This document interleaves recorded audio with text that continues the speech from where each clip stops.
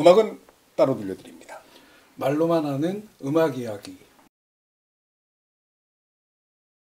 오늘은 우리가 좋아하는 아티스트인 스탄 게츠. 제가 너무도 좋아합니다. 네, 사실은 스탄 게츠 평전을 지지난달에 읽었었는데 평전 중에 어떤 페이지에 스탄 게츠가 1957년 10월 달에 가장 많은 앨범을 녹음했다. 라는 그 한 대목이 있어서 우리가 스탄 게츠 하면은 63년 게츠 앤 질베르토 앨범, 그 앨범 보사노바 우리나라에서는 유명해졌고 저도 그 앨범을 처음으로 들었지만 사실 스탄 게츠라는 뮤지션은 50년대에 이미 일가를 이룬. 그렇죠. 스탄 게츠가 27년생인데요.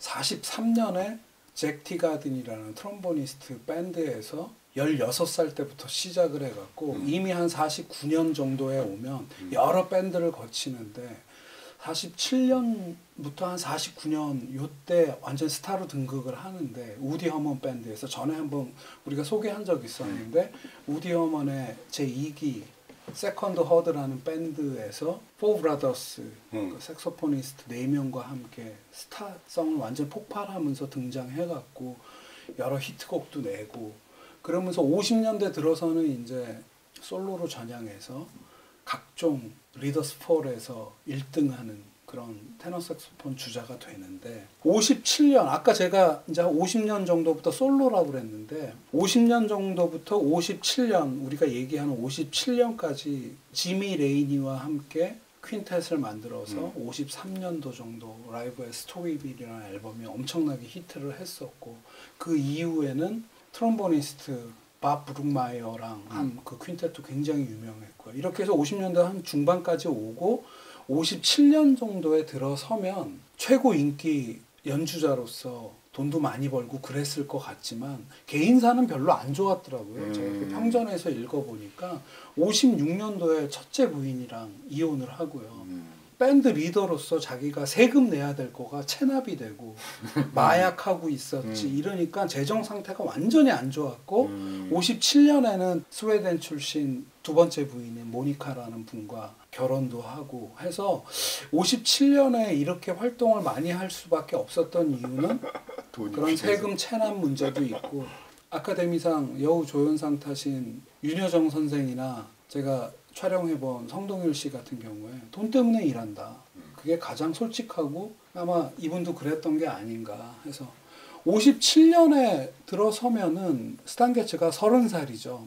57년 들어서부터 57년 10월까지는 퀸텟이 아닌 쿼텟으로 한 명을 줄여서 모스 앨리슨이라는 피아니스트와 함께 만든 쿼텟의 앨범들도 내고 노먼 그랜츠의 버브 소속이다 보니까 여러 스타 플레이어들과 올스타 잼 세션 같은 앨범들도 나오고 벌써 한 10월까지 한 서너 장 이상의 앨범이 나오고 있었고요. 57년 10월에 들어서서 연달아 그냥 앨범을 쫙 녹음을 하게 되는데 굉장히 인상적이었어요. 57년 10월에 딱 들어서면서 쿼텟이 해체가 됐대요. 그 피아니스트 모스 앨리슨이 이제 자기 개인 작업을 하려고 나갔고 해서 지금으로 따지자면 소속사인 버브 레코드의 노먼 그랜츠가 기획력이 굉장히 뛰어난 분이잖아요. 잠깐만. 스탄 게츠 자기 버브사에 또 소속되어 있는 오스카 피터슨 트리오랑 제이제이 존슨이라고 또 그 유명한 트럼보니스트랑 이렇게 해갖고 투어를 좀 도는 게 어때? 했나 봐요. 그래서 57년 9월, 10월에까지 이렇게 투어를 돌게 되는데 그때 나온 앨범이 첫 번째 소개할 앨범인데요. 스탄 게츠와 제이제이 존슨의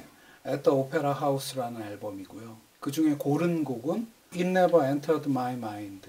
It Never Entered My Mind 이 곡은 그때 소개해 주실 때도 저는 사실은 이 스탄 게츠의 연주를 제일 좋아하고 있었거든요. 마일스 데이비스 연주도 좋아하지만 말씀드린 대로 오스카 피터슨 트리오와 코니 케이란 드러머, 스탄 게츠와 트럼보니스트 제이제이 존슨 이렇게 해서 같이 이제 투어를 돌고 그 중에 녹음된 곡 한 곡이 It Never Entered My Mind라는 곡을 제가 굉장히 좋아하는데 평전에 작가가 이렇게 써놨더라고요.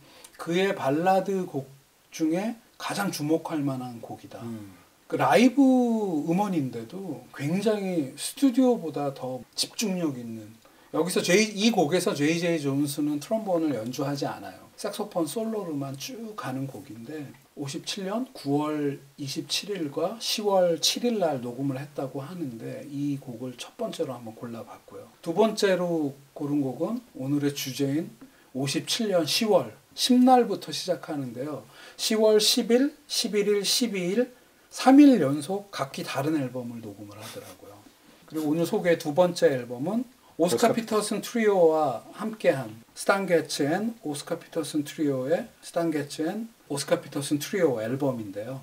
그 중에 고른 곡은 I Want to Be Happy라는 곡인데 57년 10월 10일 날 LA 헐리우드에 있는 캐피털 스튜디오에서 녹음을 했다고 하는데 스탄 게츠와 오스카 피터슨 트리오를 그냥 딱 붙여갖고 전에 한번 소개를 했었어요. 이 앨범을 Bewitched라는 곡을 소개할 때 한번 했었는데 그 앨범에 I Want to Be Happy가 있는데 그 당시 이제 오스카 피터슨 트리오가 가장 스윙감이 뛰어난 트리오로 이름을 떨치고 있는데 스탄 게츠랑 딱 붙여놓으니까 아주 재밌는 연주가 나오는 거죠. 그러니까 오스카 피터슨이 이 곡을 중간에 피아노 솔로를 보면 다른 어느 때보다 굉장히 직진하는 피아노를 하고 있고 거기에 지지 않게끔 스탄 게츠가 아주 잘 어우러지는 모습을 보여서 어떤 버브라는 큰 하우스 내 대표 주자들끼리 딱 뭉쳐서 나온 기획 앨범이지만 연주들이 참 충성도 있고 아주 그 내실이 깊은 앨범이 아닌가 하는 생각이 들고요.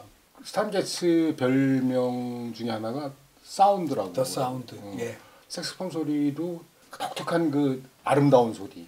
그 아름다움의 방점이 찍힌 사운드. 그러니까 제가 생각하기에도 63년부터 보사노바, 61년부터 보사노바 2년 3년부터 그렇죠. 찰리버드와 함께한 재즈 삼바나 61년 그거는 주앙 질베르토와 낸 게츠 앤 질베르토 62년. 63년 앨범 이전에 50년대 스탄 게츠가 진짜 스탄 게츠라고 생각하는 건 10대 때부터 우상이었던 레스터 형의 테너 색소폰 사운드를 흉내내고 그렇게 하면서 점점 이제 경력을 쌓아가다가 50년대에 들어서는 이제 본인의 사운드를 찾은 그런 의미에서 더 사운드라는 별명도 굉장히 잘 어울리는 것 같고요. 무엇보다 그 서정성이나 이런 거 그 레스터 형으로부터 받은 서정성에다가 40년대 말부터는 찰리 파커나 이런 비밥 뮤지션들로부터 받은 영향이 있어서 음악적으로 이제 자기 색깔을 완벽하게 찾은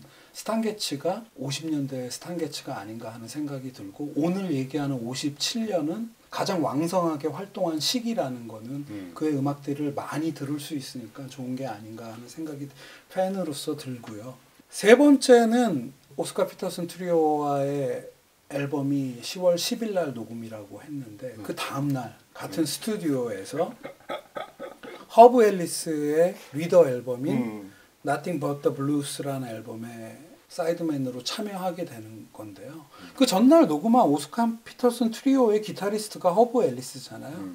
허브 앨리스가 자기 개인 리더 하는데 맞아. 그 다시 같이 이제 지내고 있으니까는 스탄 게츠 보고 해달라고 한 거겠죠. 이 앨범에도 역시 오스카 피터슨 트리오가 그대로 참여를 하고 있고요. 트럼펫에는 대선배인 로이 엘드리치 그리고 테너 색소폰의 스탄 게츠. 그 앨범에서 고른 곡은 틴 루프 블루스라고 뉴올리언즈 때부터 히트곡인 딕실랜드 풍의 이것들을 비밥으로 이들이 해석을 해서 하는데 뭐 이렇게 특별한 앨범은 아닌 것 같아요. 근데 제가 듣기에 허브 앨리스라는 기타리스트 동료 앨범에 와갖고 아주 적정선으로 그 톤을 크게 흐트러뜨리지 않으면서 또 트럼펫은 대선배 로이 엘드리치가 불고 있으니까 아주 적정선으로 하는데 자기 할 몫은 딱 해내는 그런 앨범이 아닌가. 그러니까 오스카 피터슨 트리오랑 그 전날 녹음하고 그 중에 허브 앨리스가 내일 또 만나 해서 그렇게 만나는 그런 모습들을 상상해 보니까 그 할리우드의 캐피탈 스튜디오에 매일 그렇게 같이 만나갖고 녹음하는 모습이 굉장히 재밌다 하는 생각도 들고요. 네 번째 고른 앨범은 역시 그 다음날 10월 12일 날 녹음을 하는데요. 스탄 게츠와 제리 멀리건이 만나죠. 스탄 게츠는 제리 멀리건의 Get Mitch 멀리건 in Hi-Fi라는 앨범인데 고른 곡은 This Can Be Love라는 곡인데요. 피아노에 스탄 게츠가 50년대 초중반에 같이 계속 녹음을 하고 있던 루 레비라는 피아니스트와 이 레이 브라운은 3일 연장 녹음을 참여하고 있죠. 오스카 피터슨 트리오의 베이시스트인 레이 브라운, 스탠 레비라는 드러머 이렇게 같이 녹음을 했는데 이 앨범이 제가 처음에 들을 때 되게 헷갈렸던 게 게츠 미츠 멀리건, 게츠가 멀리건을 만나다랑 멀리건 미츠 게츠 이렇게 두 가지 이름으로 앨범이 똑같은 곡들이 같이 나왔더라고요. 생각해 보면은 스탄 게츠 리더십하에 제리 멀리건을 놓기도 그렇고 제리 멀리건 리더십에 스탄 게츠를 놓기도 그렇고 그냥 니네 둘 이름 바꿔서 앨범을 그냥 여러 가지로 낸 거더라고요. 아, 그 같은 앨범을 갖다 그렇게 예. 같이 비슷한 때에 다 이제 버브 레코드에서 이 앨범들이 나오게 되는데 어떤 건 스탄 게츠 이름이 먼저 있고 어떤 건 제리 멀리건 이름이 먼저 있고 더 재미있는 거는 앞에 한 세 곡인가는 스탄 게츠가 테너 색소포니스트잖아요. 제리 멀리건이 바리톤 색소포니스트잖아요. 근데 앞에 한 세 곡은 스탄 게츠가 바리톤 색소폰을 불고 제리 멀리건이 테너 색소폰을 불고 이렇게 서로 바꿔서 부르기도 하고 그러니까 이쯤 되면 그냥 선수들끼리 그냥 기분 좋게 그냥 잼 세션 하듯이 녹음한 게 아닌가 하는 생각이 들고 그럼 10월 10일, 11일, 12일까지 3일 연장 녹음을 하고 한 3일 후인 10월 15일에는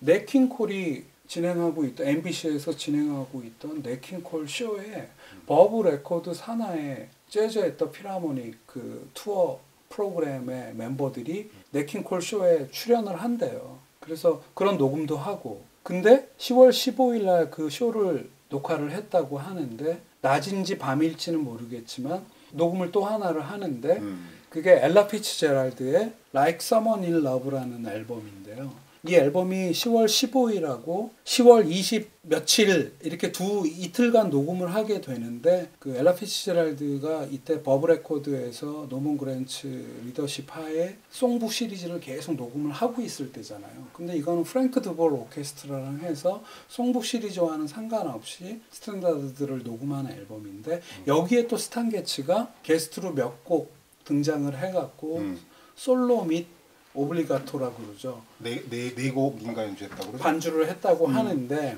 그 중에 고른 곡은 Your Blase라는 곡인데. Your Blase. 야 정말 노래 좋다. 네, 엘라 피츠제랄드가 가장 물이 올랐을 50년대 말이고 스탄 게츠도 이렇게 여가수한테 붙었을 때나 아까 두 번째로 소개한 허브 앨리스 기타리스트가 왔을 때는 그 톤을 완벽하게 조절하는 그러니까 말하자면 달인이었구나 하는 생각이 드는 거죠. 스탄 게츠를 이렇게 생각해 보면 서두에 얘기했던 우리나라에서 보사노바 시절에만 영향을 끼치게 되는데 전 개인적으로는 스탄 게츠가 돌아가시기 한 10년 전부터의 활동이나 이런 초기의 이런 활동들이 굉장히 중요하다는 생각이 들고 그때 스탄 게츠가 어쩌면 진짜 스탄 게츠다 하는 생각을 하게 되고요. 57년에 10월 달에 이렇게 왕성한 활동을 했는데 58년 초에는 또 챗 베이커와 조인트 앨범을 내기도 하고 재혼이죠. 두 번째 아내 스웨덴 분이잖아요.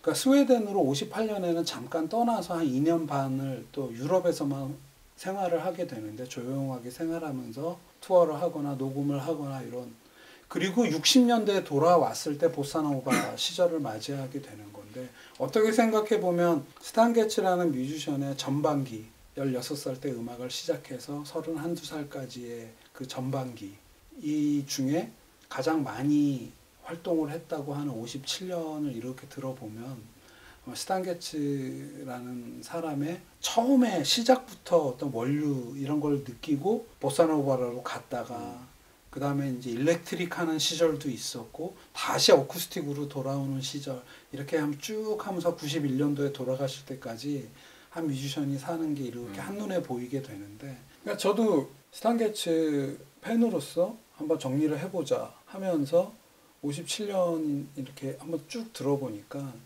만약에 스탄 게츠를 잘 모르시는 분들이 있다 하면은 이런 음악을 듣고 사실은 50년대 초반 음악도 굉장히 좋은데 50년대 후반 이렇게 50년대를 한번 스탄 게츠를 공부해 보시면 좋지 않을까. 그게 진짜 스탄 게츠라는 생각 여러 번 말씀드리지만 진짜라는 생각이 들고 그래야지 보사노바 시절에 새로운 유행을 만들거나 유행을 선도해 나간 스탄 게츠도 보이게 되지 그러니까요. 않을까 이번에 하는 생각이 드는 거죠. 스탄 게츠를 크게 딱 나누면은 61년부터 시작된 보사노바 네. 이후 이전 이렇게 크게는 그렇게 나눌 수 있잖아요. 그러니까 보사노바를 갖다 그 세계인의 가슴에 안긴 스탄 게츠일 수 있었던 건 앨범만 그러니까 사이드맨으로 일한 게 아니고 앨범만 150장이 넘는데요. 스탄 게츠 그렇죠. 발표한 게. 예. 그 대단하죠. 제가 제일 좋아하는 색소포니스트거든요. 근데 깊숙이는 잘 몰랐어요. 전 보사노바 시절에 스탄 게츠를 좋아했었던 거니까. 스탄 게츠 특집이었습니다. 57년 줄줄이 발표된 앨범 모. 네. 네, 여기서 마치겠습니다. 감사합니다.